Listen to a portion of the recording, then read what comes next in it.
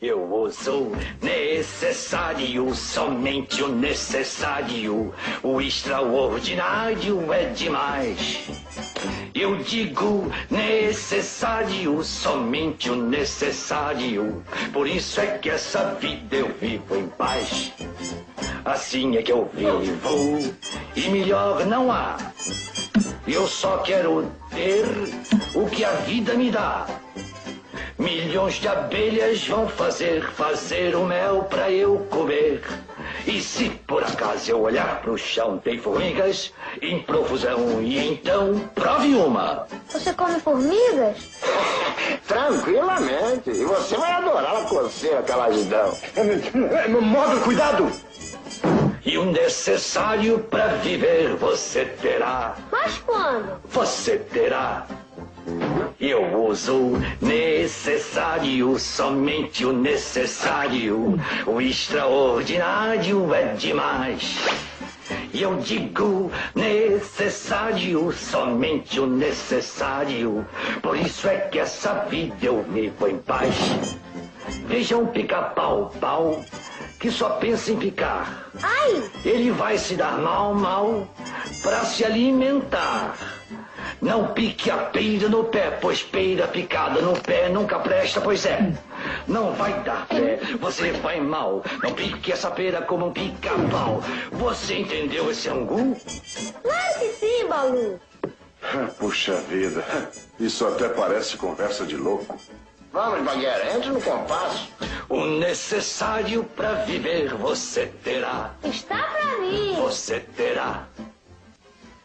Quando aprender a viver assim, vivendo assim, vai ser melhor, porque você verá que o necessário, então você terá. Eu desisto. Espero que ele continue com sorte. Mogli, cante agora comigo. Eu uso necessário, somente o necessário. O extraordinário é demais. Simbora, Eu digo necessário, somente o necessário. Por isso é que essa vida eu vivo em paz. Por isso é que essa vida eu vivo em paz. Deixa comigo. Eu uso necessário, somente o necessário. O extraordinário é demais. Eu digo necessário, somente o necessário. Por isso é que essa vida eu vivo em paz. Assim é que eu vivo, e melhor não há. Eu só quero ter o que a vida me dá. Milhões de abelhas vão fazer o mel pra eu comer. E se por acaso eu olhar pro chão tem formigas em profusão, e então prove uma. Você come formigas? Tranquilamente. E você vai adorar a coceira, aquela agidão. Móvel, cuidado! E o necessário pra viver você terá. Mas quando? Você terá.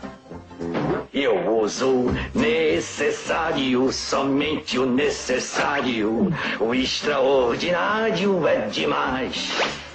E eu digo necessário, somente o necessário. Por isso é que essa vida eu vivo em paz.